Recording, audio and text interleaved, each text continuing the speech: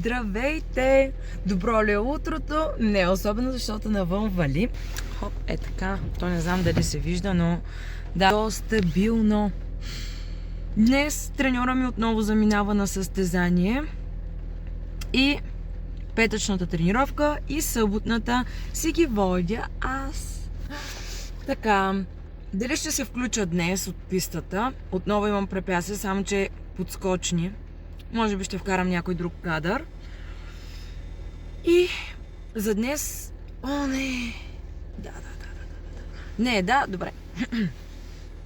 Най-вероятно ще се включа от двете тренировки, тъй като втората тренировка ще води моя милост и ще си вкарам само упражнения, които аз искам. Вчера говорих с него. Просто събота ще направя съботната тренировка, а не както миналата седмица, защото нямах възможност да присъствам в събота. Си дръпнах съботната тренировка в петък, като я комбинирах с мои упражнения. Но днес просто ще са само мои упражнения на втората тренировка. Ще заснима част от тях, може би. Ако се засека и с другите съотборници от групата, което най-вероятно ще стане, мога и тях да ги включа. Защо не? Да ударят по един лайк. Така, сега спирам клипа, защото е 9 без 2 минути. Да не се хваля предварително, но започнах да ставам по-рано, защото другата седмица започвам университет. Сестра ми сменя смяната, защото тя е ученичка. И ще трябва аз да я водя на тренировки, защото и тя тренира при нас, в нашата група. Съответно, ще трябва да идва сутрин на тренировки. И поради тази причина трябва да свиквам да ставам по-рано и да ходя по-рано на тренировки, което няма нищо лошо. Защото и занапред, като стане прекалено топло, няма как да ходя в 10 на тренировки и да отида на 40 градуса пек, защото просто не стават нещата. Да, това беше малко така излишна информация, ама нищо. Докато наближаваш се оплача и тогава, че ме е топло. Така, ще се видим по-късно.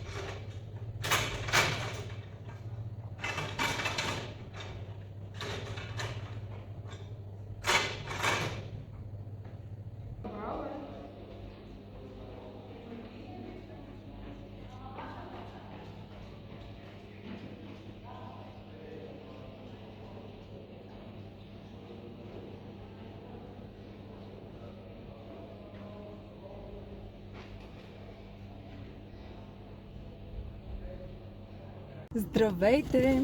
Включвам се веднага след тренировка, само да си сложа коланчето и да потеглям. В момента е 11:30, 10. 11:30 е. Само да си изчистя предното, задното. Няма никой. И да има ще ме чака. Реших да се включа, тъй като днес няма много заснети кадри от сутринта. Защото имах само препятствия, подскоци над препятствия. Но ще се постарая. Тази жена, защо ходи по средата, бе, мамка му? Като генерален директор е. Така. Това, ако още един път цъкни, не знам какво ще му направя. Така. Сега. Трябва да внимавам малко с скоростта, защото баща ми направи забележка. Съм минала бързо покрай него и даже не съм го видяла. Ама аз винаги карам в ограниченията, което малко... сигурно се е припознал. Не ми се вярва да съм била аз. Но нищо. Така. Тръгнах да казвам, че няма много кадри от пистата, защото днес като цяло имах само подскочена препятствия, направих малко коремна преса, няколко серии и оставих по-голямата част от тренировката за втората. Трябваше да мина и през Kaufland, обаче днес ме мързи, няма да мина. Защото не е спешно. Днеска е много гадно времето. Не знам защо нямам настроение. То може и защото е такова дъждовно. Аз ви казах, когато съм в настроение има слънце, а пък днеска се събуждам супер отпаднала. Не ми се ходеше на тренировки. И като видях и какво е времето, още повече ми се скапа настроението, защото вали. Нищо. И треньора ми замина на състезание, нямаше с кой да се говоря много. Любимото ми нещо от това да отида на тренировки. Ох.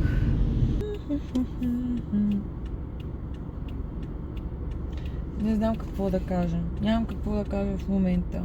Толкова съм отчаяна. Нямам настроение за нищо, нямам енергия за нищо.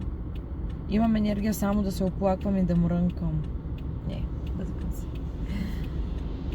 Сега ще ми дойде енергията, като се прибера. Аре, настъпи. Днеска много да не се изсилваме, че е мокро. И да не се хлъзнем. Поне никой не ме е спрял на място, защото някой път много обичат да ми спират на мястото. И няма да се разберем. Ще сложа една табела. Спри тук и ще има пук-пук. Даже и Рима му измислиха. Чакайте да не се запия количката в гаража. О. Какво мога да кажа? Да помисля за някаква тема, върху която да поговоря, макар че не ми се говори на някаква тема по-сериозна точно сега от колата, защото всичките ми клипове, в смисъл не всичките, ама повечето клипове са от колата и това не ми харесва, не ме устройва. Искам да са разнообразни. Аз знам как ще ги разнообразя, но просто искам да се затопли времето. Не искам, чакам да се затопли времето и ще почна да снимам от втория ми дом, а именно градския стадион. Така, аз споменах мисля, че съм споменала. Със сигурност споменавам в един клип, само че не знам дали тези кадри съм ги изрязала, дали съм ги използвала, защото не знам дали ще се качват, но ако не съм, се повтарям. Решила съм, че ще снимам на градския стадион. Имам идеи за няколко клипа, които ще са нещо като storytime. Мисля, че така се водят storytime, не съм сигурна. Ще разкажа, може да бъде нещо като тип мотивация за останалите. Може и просто е така да се го споделя. Да, я знам. Точно в момента не мога да разсъждавам. Но да, искам да се от стадиона, от моето място, там където се чувствам най-спокойна. И да, ще се включвам много често лятото и пролетта. Когато сме навънка, ще се включвам много често оттам. Взех да се поотпускам пред останалите, тези, които даже не са от леката атлетика. Да. Относно изпитите, исках да кажа, защото другата седмица, в събота, започвам университет. Защо ме толкова назад седалката? Или аз просто съм се изплъзнала надолу. Така, другата седмица в събота започвам университет. Сълзичка. Изобщо не искам. Ма трябва. И това означава, че 2 седмици и 2 дни отгоре няма да имам клипове. Или ако имам, ще са някакви супер оскъдните кадри. Защото аз на университета няма да снимам. Там няма да се отпусна пред 50 и кусур човека, да кажа 60. Да си извади телефона. Хей, вижте ме, аз съм нали. Може би ще има лека пауза. Може пък да си запазя някои от сегашните видеа, които съм заснела, за да ги публикувам по-късно. Просто с задна дата. Ще видя.